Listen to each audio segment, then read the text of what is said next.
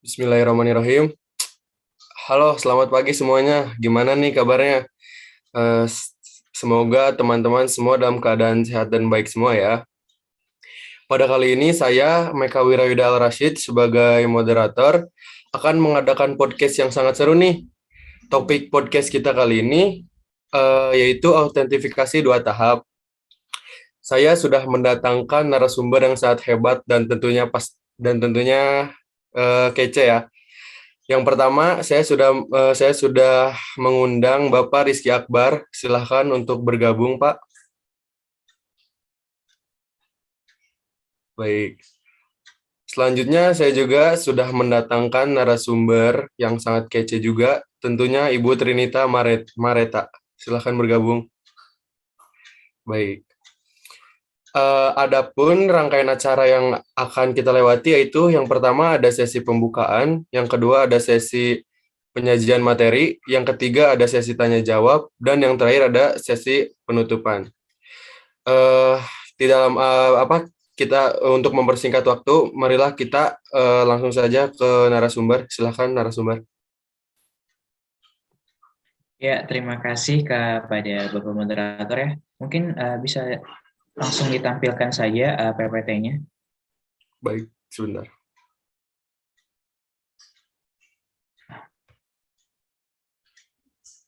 Ya, selagi menunggu Bapak Moderator ya, perkenalkan nama saya Rizky Akbar dan saya di sini bersama rekan saya Trinita.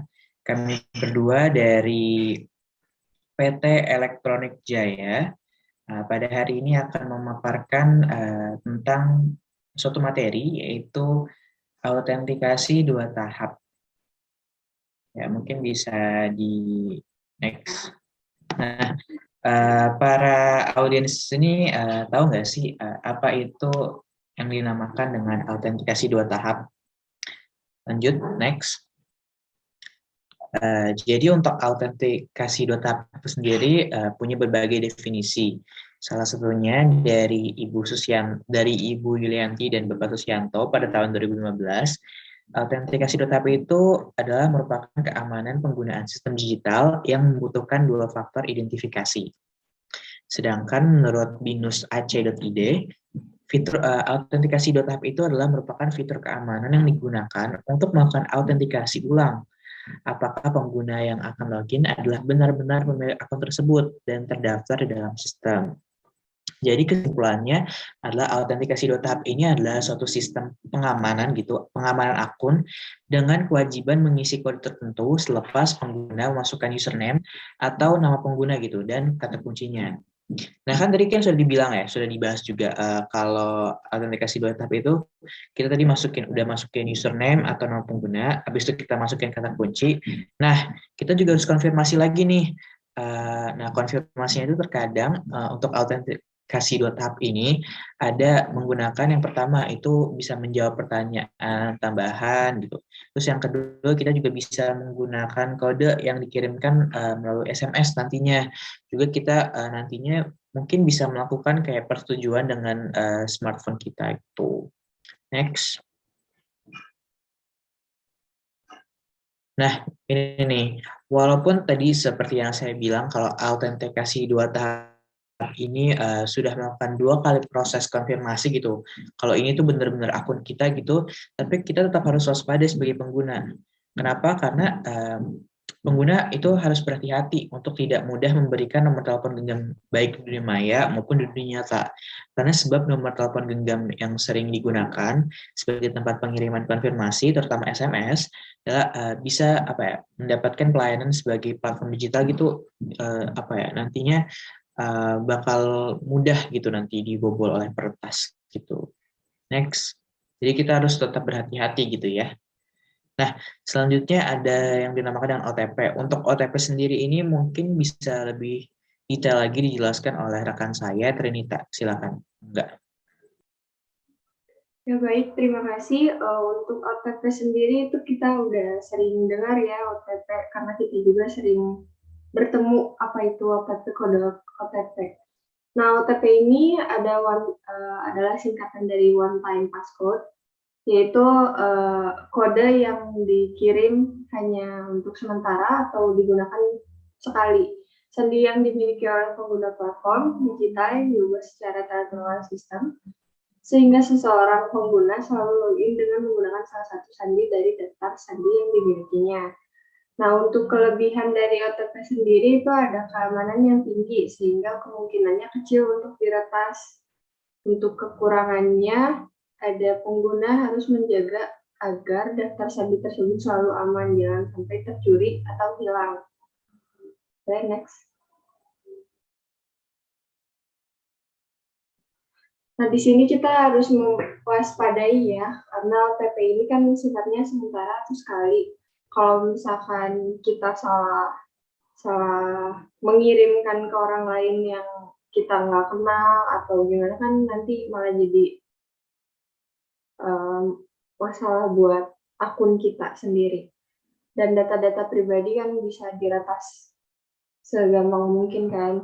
Jadi yang harus kita waspadai adalah pahami modus calon pembobol OTP yang menggunakan nomor ponsel calon korban dengan memilih opsi lupa password. Nah, untuk yang kedua, ada waspadai jika calon pembobol menelpon dan menawarkan hadiah atau meminta bantuan. Nah, penipuan menawarkan bantuan atau misalkan kita tiba-tiba dapat hadiah nih, ini sering terjadi di sekitar kita.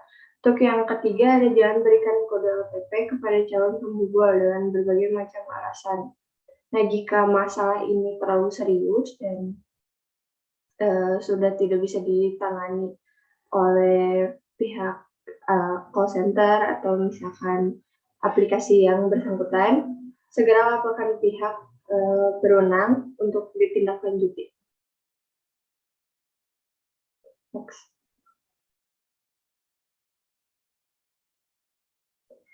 Nah, di sini ada contoh penerapannya. Untuk penerapan autentifikasi 2 tahap itu ada SMS DFA. Metode ini akan mengirimkan non-bypass code OTP yang dikirimkan lewat SMS. Ini berarti melalui nomor kita ya. Untuk yang kedua ada email 2FA. Dengan metode email, Anda akan mendapatkan kode atau PIN yang dikirimkan melalui email. Untuk yang ketiga ada software authenticator. Metode ini menggunakan software seperti Google Authenticator dan Authy di HP Anda untuk menghasilkan PIN. Untuk contoh penerapan dari OTP sendiri itu ada kode OTP mobile banking di aplikasi BRI Mobile Banking. Untuk yang kedua ada kode OTP aplikasi digital banking di aplikasi Genius BTPN. Digibank by DBS ini sering kita jumpai ya karena kita sering memakai mobile banking di HP kita. Untuk yang ketiga ada kode OTP e-commerce. Ini juga sering digunain di aplikasi HP kita, ada Tokopedia, Bukalapak, Shopee, Lazada. Sekian dari saya. Terima kasih.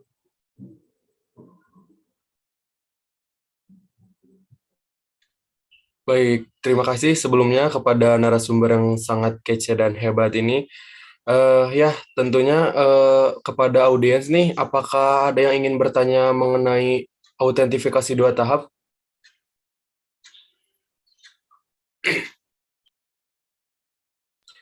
Oh, baik nih, sudah ada yang resen ya. Untuk saudari Cindy, silahkan memperkenalkan dirinya. Assalamualaikum warahmatullahi wabarakatuh. Perkenalkan, nama saya Cindy Zahra. Sebelumnya, terima kasih telah memberikan kesempatan untuk bertanya. Saya izin bertanya kepada Pak Akbar, dan di sini saya memiliki 2 pertanyaan untuk Bapak. Pertanyaan yang pertama itu, mengapa autentifikasi 2 faktor penting untuk dilakukan? Dan seperti yang sudah kita tahu, sistem keamanan yang sudah dijelaskan ada 2, yaitu autentifikasi 2 tahap dan kode OTP. Untuk kode OTP sendiri, apakah ada jenis atau karakteristik pembeda dari yang lainnya?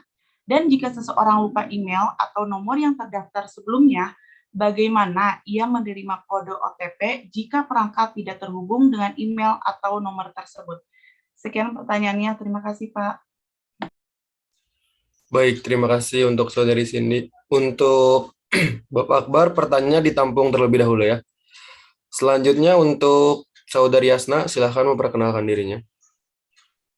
Ya, Assalamualaikum warahmatullahi wabarakatuh. Sebelumnya terima kasih pada moderator sudah memberikan izin. Izin memperkenalkan diri, nama saya Hasan Salsabila. Di sini saya mempunyai dua pertanyaan untuk Ibu Trinita Mareta, yaitu pertanyaan pertama, apakah autentifikasi dua tahap bakal menjamin 100% keamanan dan mencegah terjadinya kebocoran data dalam bermedia digital? Pertanyaan selanjutnya, kan tidak semua orang tahu tentang perkembangan digital, terutama keamanan digital. Gimana jika korban terlanjur memberikan kode OTP kepada penipu tersebut? Mungkin segitu pertanyaannya. Terima kasih. Baik, terima kasih untuk Saudari Yasna. Ya, silakan untuk narasumber, Bapak Rizky Akbar, terlebih dahulu menjawab pertanyaan dari Saudari Cindy. Oke, terima kasih. Terima kasih moderator ya.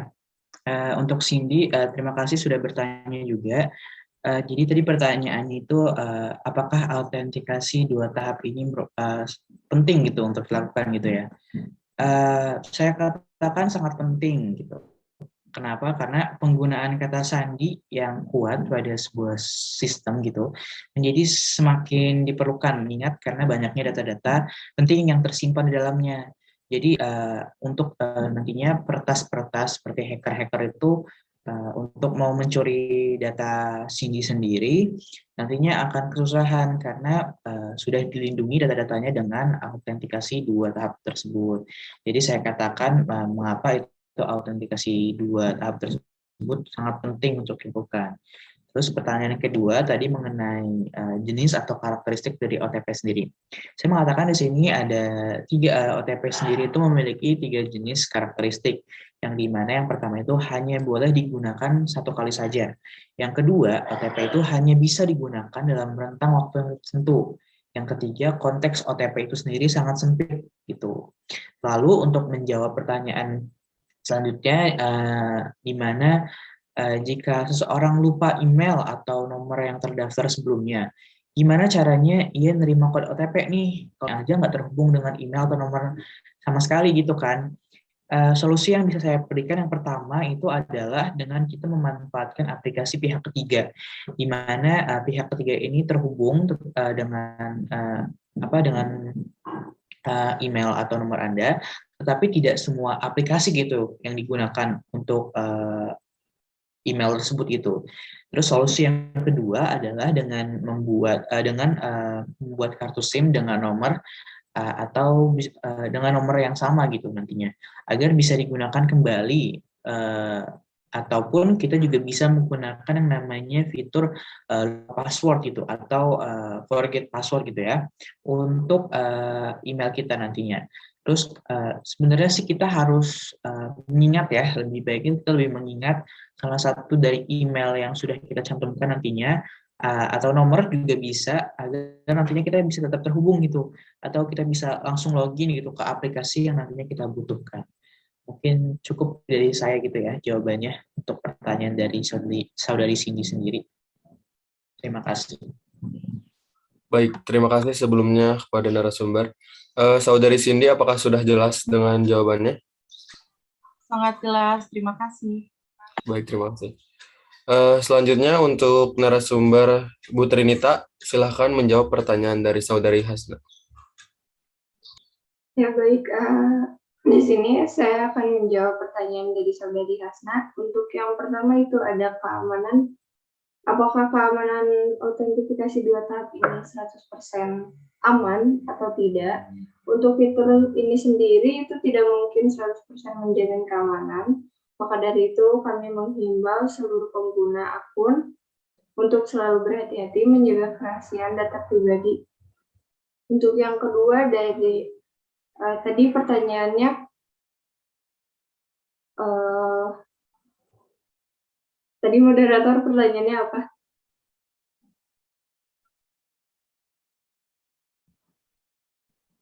Pertanyaan yang kedua itu, Kan tidak semua orang tahu tentang perkembangan digital, terutama keamanan digital. Gimana jika korban telanjur memberikan kode OTP kepada penipu tersebut?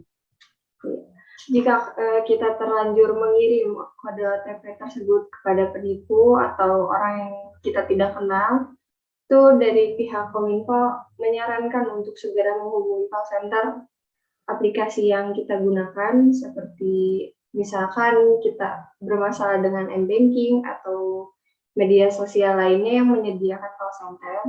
Untuk masalah ini jika lebih serius, lebih sulit untuk kita tangani, segera laporkan ke pihak berwenang untuk ditindaklanjuti.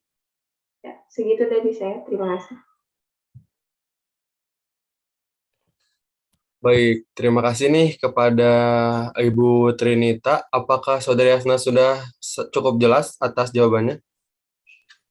Sudah cukup jelas, terima kasih. Ya, terima kasih nih sebelumnya kepada para narasumber yang sangat hebat, dan tentunya juga kepada audiens.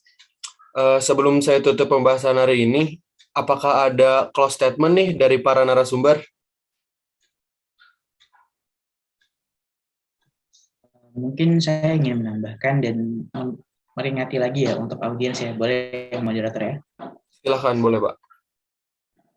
Jadi seperti yang sudah dijelaskan tadi oleh saya dan Trinita tentang autentikasi dua tahap ini dan OTP, seperti yang sudah kalian tahu, ini adalah merupakan suatu sistem keamanan yang sangat penting. Jadi diusahakan bagi para audiens dan para penonton nantinya untuk melindungi data-data dan akun kalian menggunakan autentikasi 2 tahap ataupun OTP nantinya, agar data-data kalian tidak disalahgunakan oleh orang-orang yang tidak berwenang gitu atas data kalian. Jadi lindungilah data kalian sebaik-baiknya di dunia digital ini. Mungkin itu saja kali ya. Terima kasih. Baik, terima kasih close statement-nya dari Bapak Rizky Akbar. Alhamdulillah rangkaian acara telah kita selesaikan semua dengan baik. Demikian topik autentifikasi 2 tahap. Mohon maaf apabila ada salah-salah kata dari saya dan perbuatan yang tidak dikenan. Saya sebagai moderator pamit undur diri. Terima kasih. See you guys.